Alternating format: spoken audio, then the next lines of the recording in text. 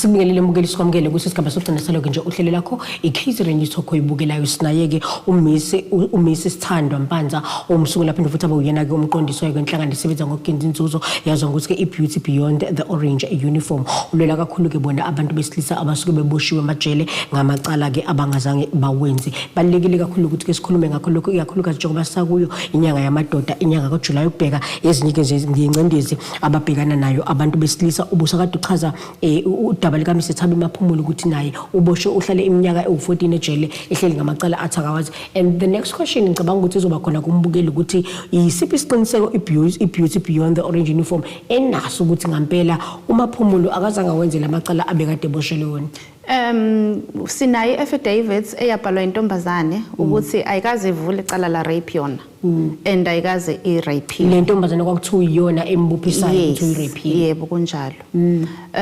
USenzo Mdletshe sinayo iaffidavits ka witness who was also a state witness estate ukuthi wa identify umuntu wrong. We do have that affidavit as well as uMbuzeni Mabuza sinayo futhi affidavits eyenziwe umntwana owayethi umrapile. So sisuke sesinayo yonke information ukuthi ngempela umsulwa ngoba phela umuntu yasho ukuthi kuthiwa wena uthini. So sisuke sesifuna ukuzwa ukuthi wena ke njengoba uthi bethi so kuyiqiniso kangakanani. So sinabo ubufakazi bokuthi babantu abasho ukuthi cha abazange benze ukuthi and nihamba isigaba esingakanani na izen organization ukusebenzisa lama affidavits ukuthi nibalwele labantu ukuthi ngampela abakwazi ukuthi baphume ejele ngoba sekuprovelekile ukuthi lamacala ekuthiwa bawenzile naba abantu abekade bethi benzile lamacala bazobhala futhi again ama affidavits say abazange beze bekwenze lokho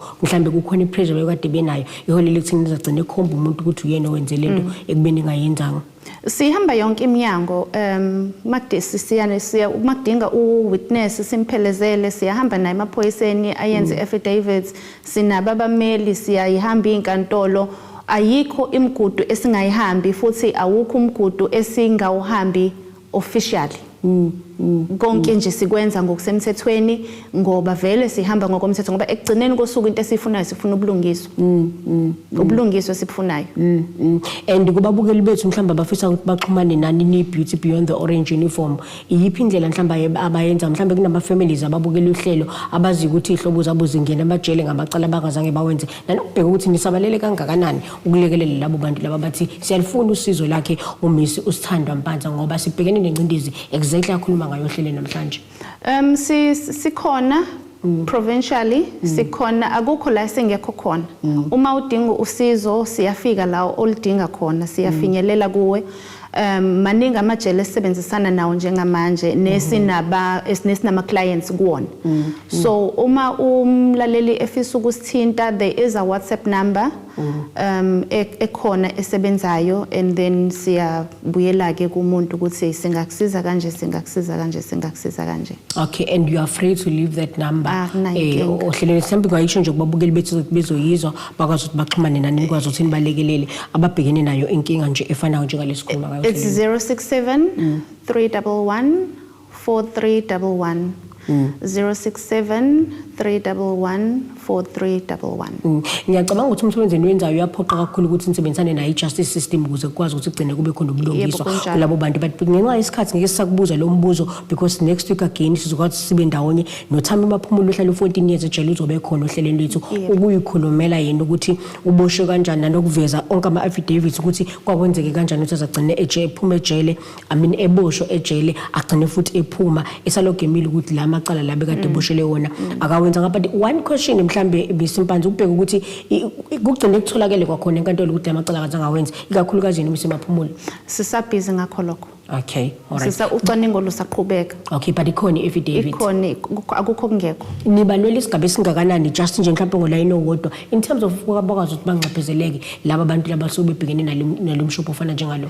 Iyalweka leyo kodwa ithatha isikhathi but siyayilwa. manje umuntu unalelo lungelo unalo ilungelo lokuthi angaphepheleke ngoba usuke selahlekelwe isikhathi esiningi sempilo yakhe omunye kade sebenza omunye bezisebenza I can imagine kwicase kaMaphumulo uhlele 14 years usenzo kunjalo usenzo Mdletshe waye self employed ezisebenza yena so uyacabanga ukuthi lokho kwenzani emndenini wakhe amaphuzu abalekile kakhulu sizoliguqisa la ohlelo bese sidlala ama clip abo abanye babo labo ababoshiwe ngamacala abathi ke abazange baze bawenze just ukuthi uzwe ke nje umbukeli wethu but ngesonto elizayo sizoba naye uThami Maphumulo kuluhlelo lwethu ngolesine ozobe sichazela kabanzi ngalo ke nje ukubosha kwakhe ngecala athi akazange lenze lesi sigaba ke umbukeli weKaizer News Talk sifinyelele kona amaphethelo alo uhlelo lethu iKaizer News Talk asiphinde futhi ke sibonane ngokuzayo.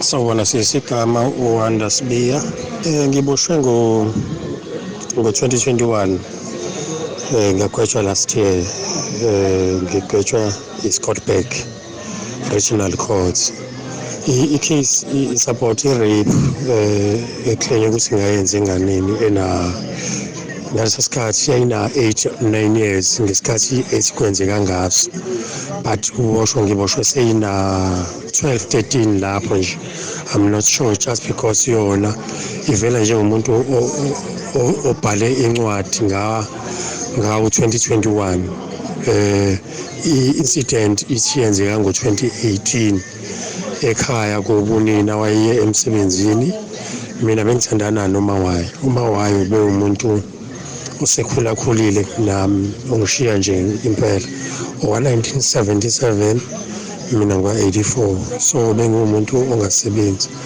even ukubambisana kwethu shuthi nje saqala ngokunikana nje sijabulisana shuthi yena wangathini wangipressurize wangiphusha to the corner lethu ukuthi sigcine sesithandana so sikwenzile-ke i-relationship yethu ayizange ihlale ayizange ibe i-relationship right yayi-toxic ngale ndlela besixabana njalo kakhulukazi bewumuntu obengixhaphaza kunento ayenzayo ngaphandle kokusebenza e-police station eyibhadini uphinde enze i-decoration ezisebenza yena eceleni so nami wangifundisa lapho bewumuntu ongixhaphazayo wagcina seyisa abasebenzi imali ade seyikhokhela abasebenzi mina engakwazi ukusponsorisha ngayo engangikhokheli mhlawumbe nginikezwa 100 rand entweni ade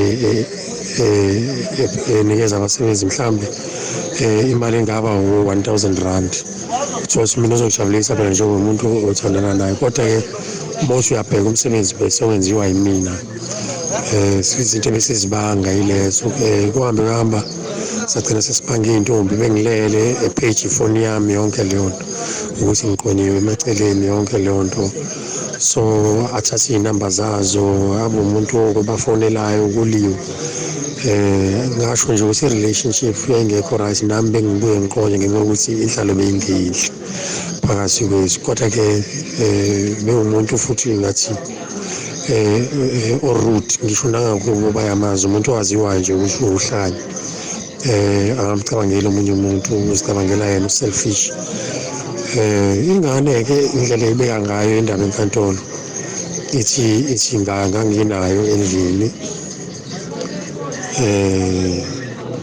sasho singayithatha ngayifaka ekamereni laseswayo ngayifaka ibhande akucatshelwe njalo akunalutho into yokuqala nje ngiyifaka ibhande emva kwalokho ngiyivala umlomo ngiyayilala we had sexual intercourse like real sexual intercourse saheva ama-position ewashoyo yayilele mina ngangimi ngezinyawo by the time we are having sex may-demonstrate lapha konodoli iyalala impela uyawulalisa unodoli ngime ngezinyawo ngingene phakathi kwemlenze okay ayiqedelike bese iyamiswa okay kuningi nje ngathi iyabuzwa ukuthi during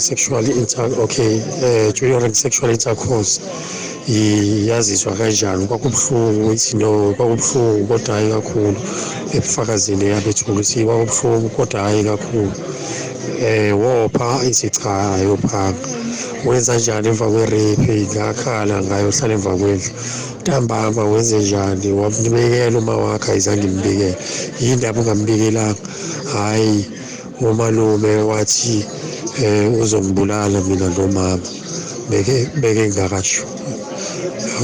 Okay ngiyazange sakhuluma namuntu ngemva kwaloko ngenxa yokuthi ngayisabisa ngaloko. Alright. Shuthi-ke kube u-2018 ke sasesihlukene completely naye uma wakhe uphele sihlukene nje completely. Yona isikwenzeka ngo-2018 June, but angisakhumbuli sahlukana ngayiphi inyanga and ngihlezi siyazama ukubuyisa ngiyakhohlwa emqondweni ngoba 2019, 2020, 2021 iwona esengiboshwa ngawo. 2021 ngiboshwa nawo soyophela ngoSeptember. Ingane ithi incident yenzeka ngo-2018. Okay, bayisho indaba ichazela iwumuntu obhala incwadi, ibhalela unina, ishiya incwadi phezu kwetafula, unina usala ufunda incwadi. Then yona ikufonela umalume kuthiwa akabuyise ingane ikhulumeke kunina ngale ncwadi eyishiye phezu kwetafula. Ukuthi-ke unina usukuma lapho-ke uyohamba uyofaka i-case e-police station.